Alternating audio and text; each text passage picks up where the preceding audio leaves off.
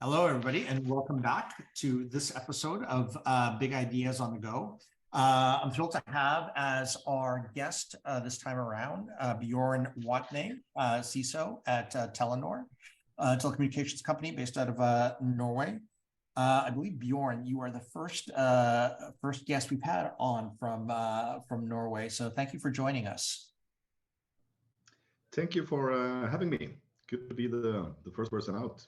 Yeah. So, maybe just to get things started, it'd be fantastic to just hear a little bit about you, your background, maybe tell us a little bit about your journey in security and your responsibilities at Telenor. Absolutely. So if you go back 22, 23 years, I graduated from university with a bachelor in computer science. At the time, security wasn't part of any of the syllabus, even as we were doing programming and network design and whatnot. We were not having anything on security at the time. But chance had it that I started a startup at the time, going into security monitoring, intrusion detection, and incident response. And if you then fast forwards 22 years.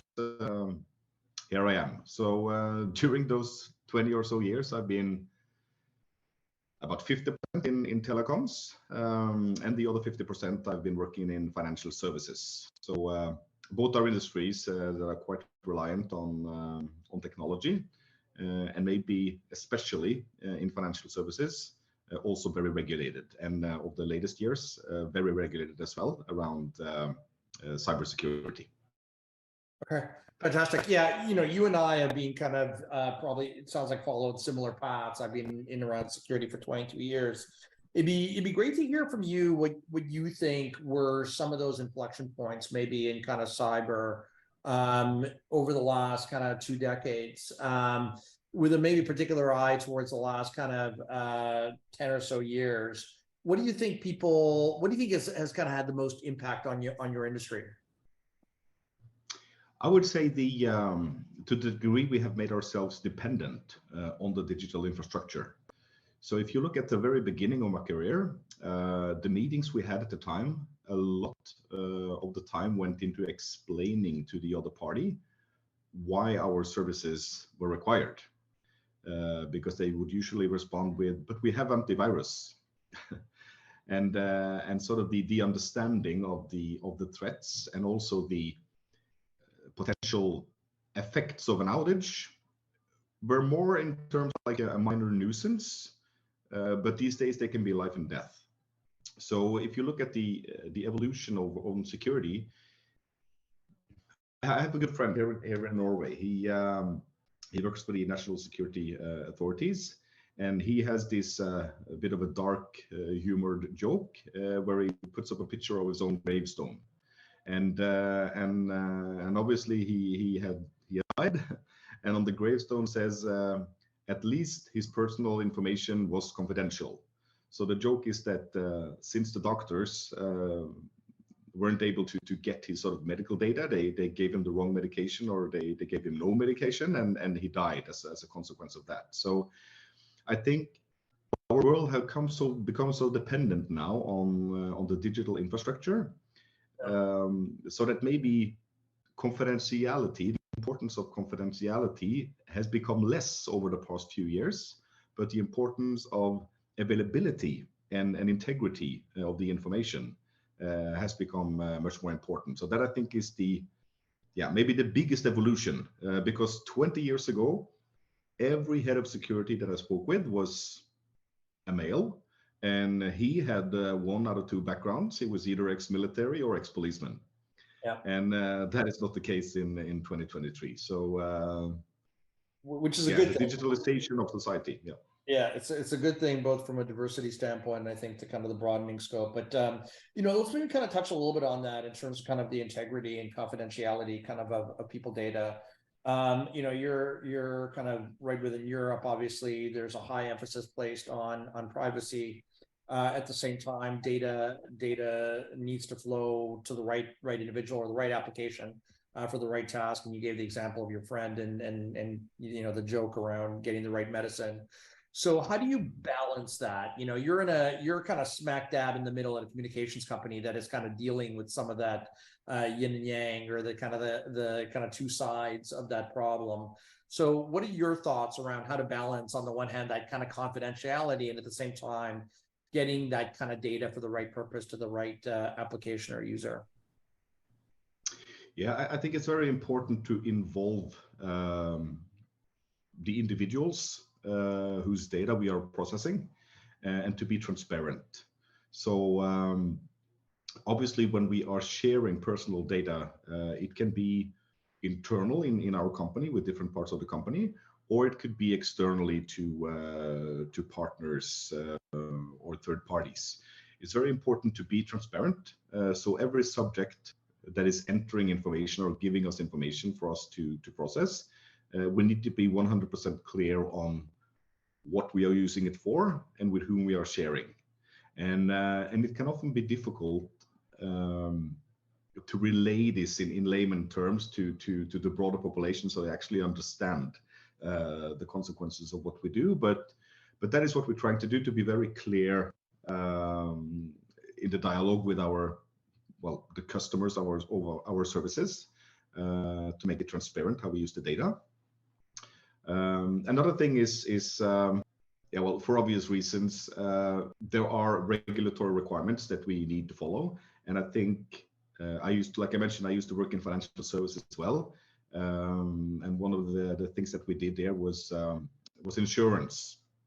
And by processing people's data, both the publicly available one and the one that we had stored, it's easy to predict sort of where they are in their lives. So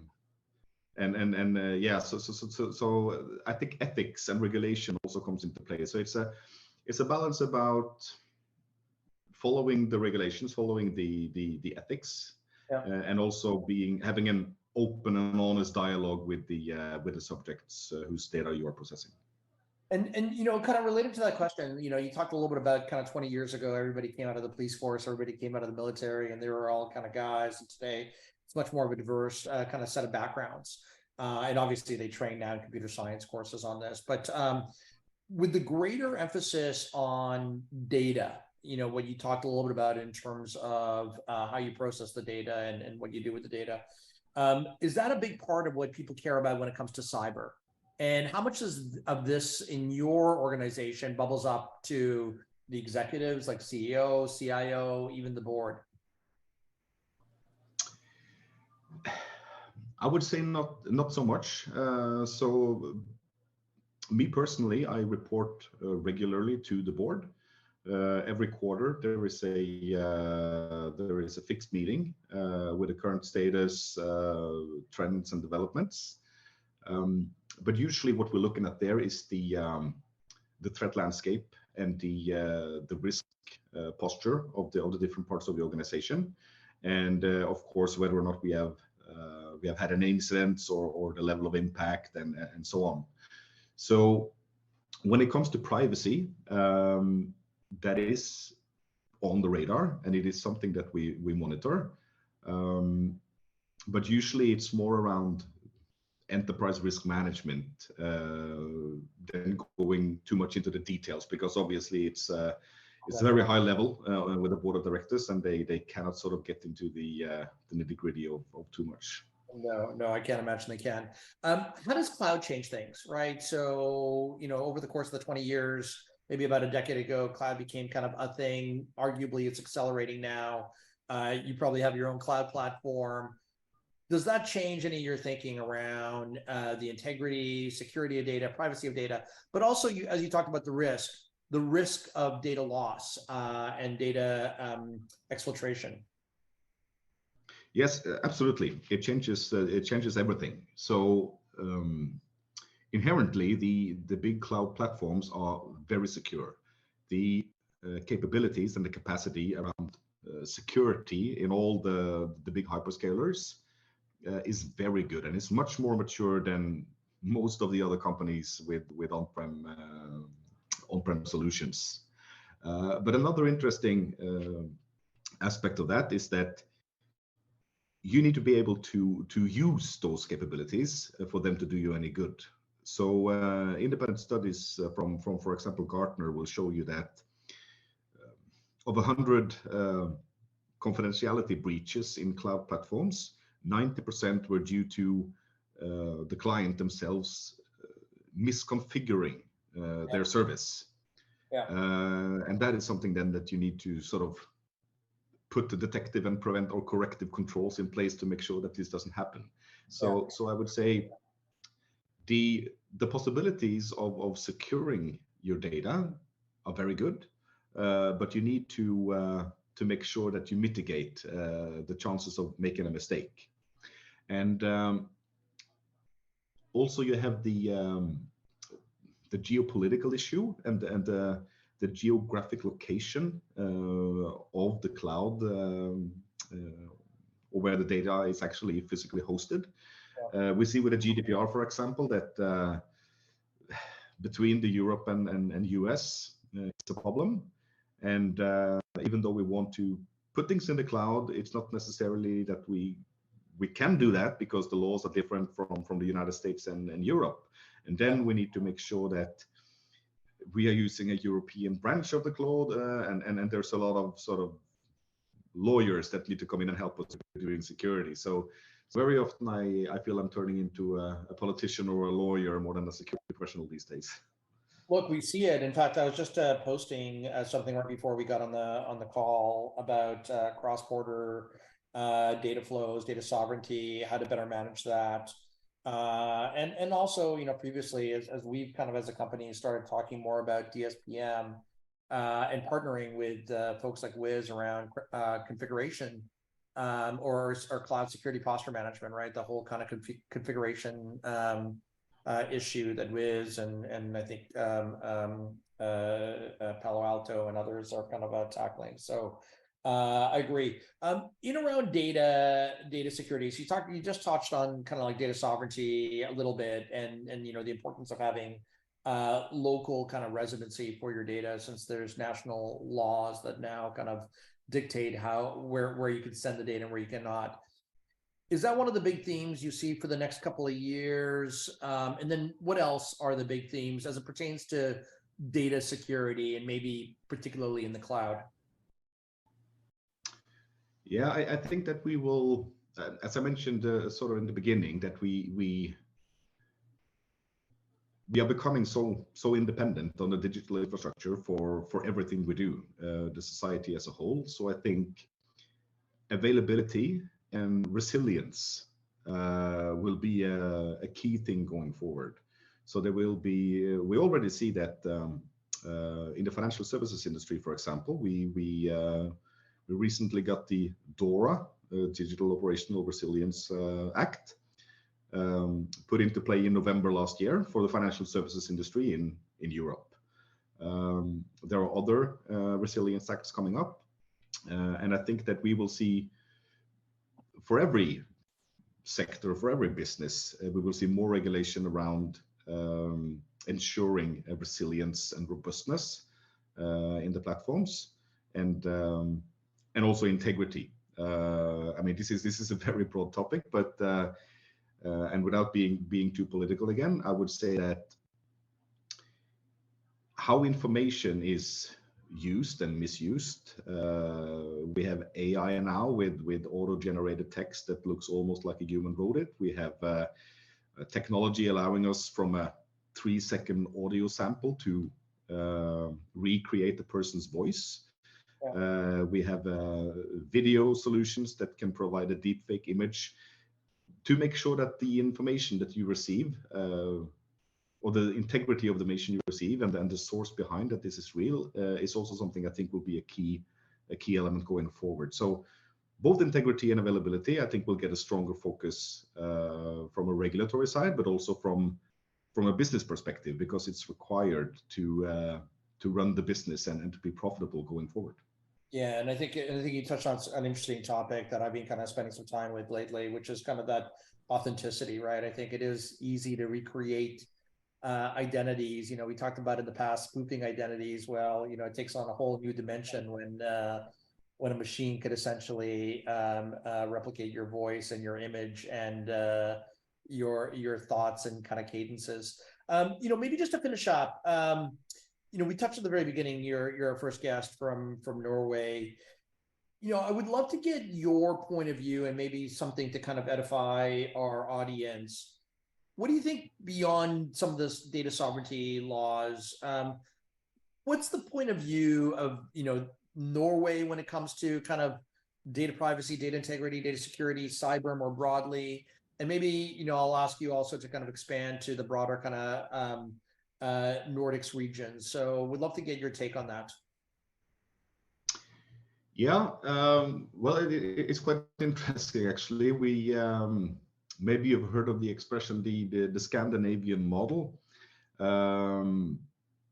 It's used a lot in leadership, for example, and what it is, it's based a lot on trust. So in general, both in Norway, but also between the countries up in Scandinavia, the level of trust is very high. And when there is a lot of trust, it reduces demand for control. So it means that we can operate more efficient, more effectively than other parts of the world where there are a lot of requirements to control of everything. We also have a very low degree of corruption. And again, it goes back to that inherent trust. There is a problem with that now. with the coming, for example, the large language models and GPT-4 is very hot these days, because there is an expression that says hackers don't break in, they log in, and the meaning behind that is that it's a lot easier to try and phish credentials from a person and use their username and password to log into a service than it is to actually try and break logic in an application and that way enter the application. And when you then have society with a lot of trust, and you have really smart AI technology that can mimic a human on the other hand, and the third, that after the pandemic, we are more and more doing our interactions, at least through work, on digital platforms. Yeah. Then you can have a sort of a problem, because a very trustworthy person in the one end, and there's a robot in the other end, and you are all interacting digital. So we see that as possibly that could possibly be a bit of a problem for us going forward. Yeah, no, look, 100%. And I think it's interesting, your commentary about kind of trust, but I know that I haven't heard that particular phrase that, bad people or bad guys don't always break in. So they sometimes just kind of log in, but it's true. I think it's easier. It used to be just about looking for credentials. And I think increasingly that attack surface in terms of people getting access inadvertently through maybe spoofing or mimicking has grown. So interesting point. So look, Bjørn, I think this was fantastic. I really kind of appreciate you coming on. I know it's late in the day there, so I want to be especially thankful and grateful for you doing this. So thank you again. I'm pleased now you've kind of broke the ice, so to speak. As I'm not sure if that's a phrase. It's a phrase we had in Canada. I'm not sure it's a phrase you have in Norway, as being our first guest from your country. But hopefully not the last. So thank you again, Bjørn. Thank you very much. And we definitely also have ice in Norway, so it's well received, this expression. Yes. I know we play gold medal hockey against you guys every so often, so I know that. So thank you again, and then just maybe some parting words to the rest of the audience. Thank you for listening in. Again, I encourage you to subscribe to the podcast. Please leave comments wherever you listen to podcasts, Spotify or otherwise, and we will talk to you soon. Thank you again, Bjørn.